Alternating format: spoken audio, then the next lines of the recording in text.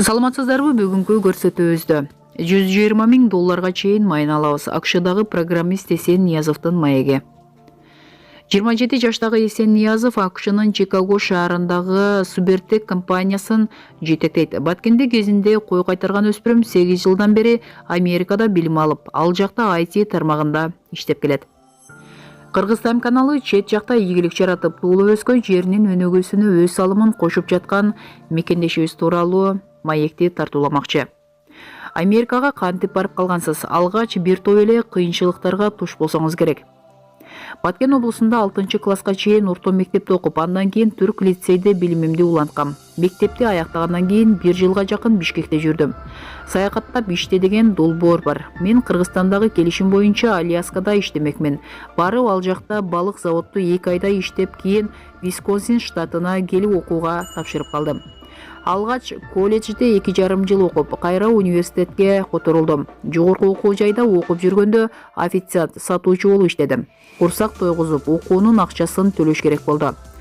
Висконсин университетинин компьютердик инженерия адистиги боюнча бүтүргөм. Акыркы 3 жылдан бери өзүмдүн кесибим боюнча иштеп келем. Бала чагымдан бери компьютерге кызыгып, үйрөнүүгө дилгир болчумун. Ал кезде Кыргызстанда бул тармак анча деле алдыга кеткен эмес болчу. Азыр жакшы өнүгүп калды. Университетке канча контракт төлөчү элеңиз? Негизи колледждин контракт акчасы $6-7,000.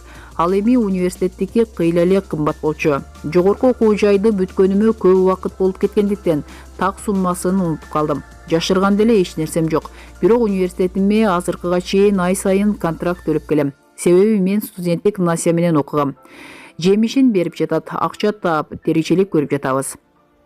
Чикагодогу жумушуңуз жөнүндө сөз кылсак, сиздердин окуу борборуңузда көп кыргызстандык билим алып жатканын угуп калган элек.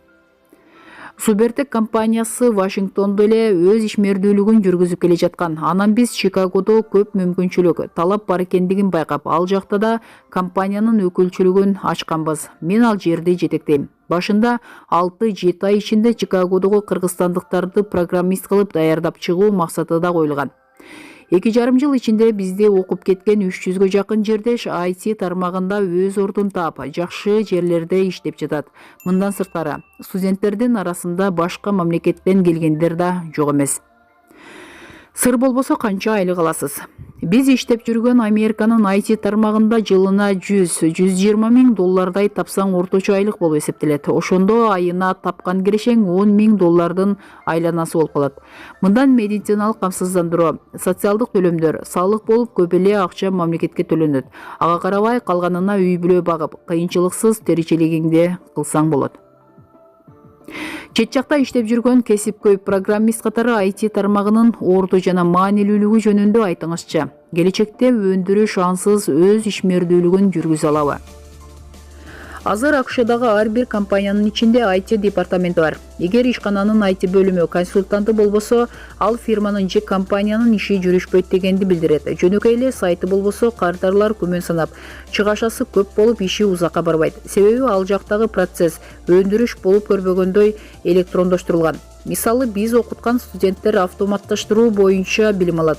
Студенттерибиз өндүрүштө 10-15 жумушчу жасаган ишти автоматташтырып, 1-2 адам гана жасай тургандай кылып компьютерлештирилет. Мындайча айтканда, IT бизнес үчүн чоң үнөмдүү, продукциянын көлөмүн жогорулатуу. Бишкекте компания ачканыңызды да билебиз, ал эмне менен алектенет? Бул жактагы биздин компания аутсорсинг менен алектенет. Мындайча айтканда, программисттер Бишкекте отуруп алып, чет элдик буйртмаларды жасайт.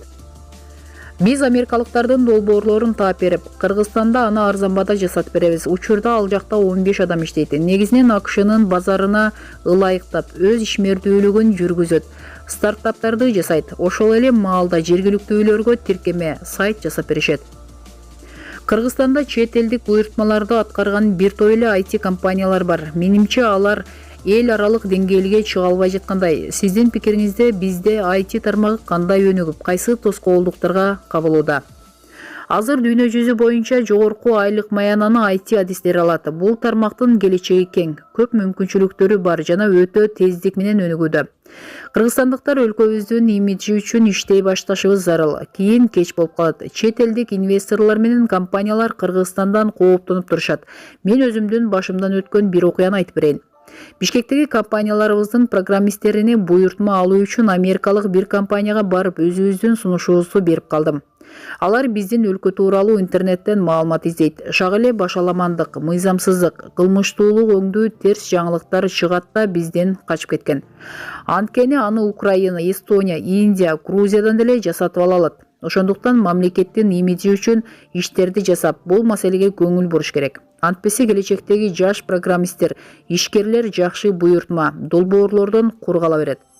Мурдагыдай эле майда иштерди жасап, 1 же 2 миллиондук буйртмаларга жетпей жүрөт. Иш жүзүндө андай ири суммадагы долбоорлорду Бишкектеги компаниялар кыйынчылыксыз жасай алат. Жакшы, соңку сурообуз болсун. Чет тилде сүйлөп, өз ишинин майын чыгарып, Американы багындырып жаткан Эсендин балалыгы кандай болгон жана Кыргызстанга качан кайтып келет?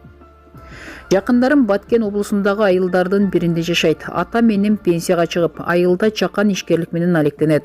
Америкадан Кыргызстанга келген сайын түз эле айылга жөнөйм. Балалык кез эл катары эле тоодо мал кайтарып, талаада дыйканчылык менен өткөн. Мекенге кайтып келүү боюнча айтсам, биздин Кыргызстанда жүргөнүбүзгө караганда АКШда иштегенибиз пайдалуу болот го деп ойлойм. Анткени чет жакта жүргөн ар бир кыргыз тууган урууна жардам берип, батир алып, ишкерлик кыла коет.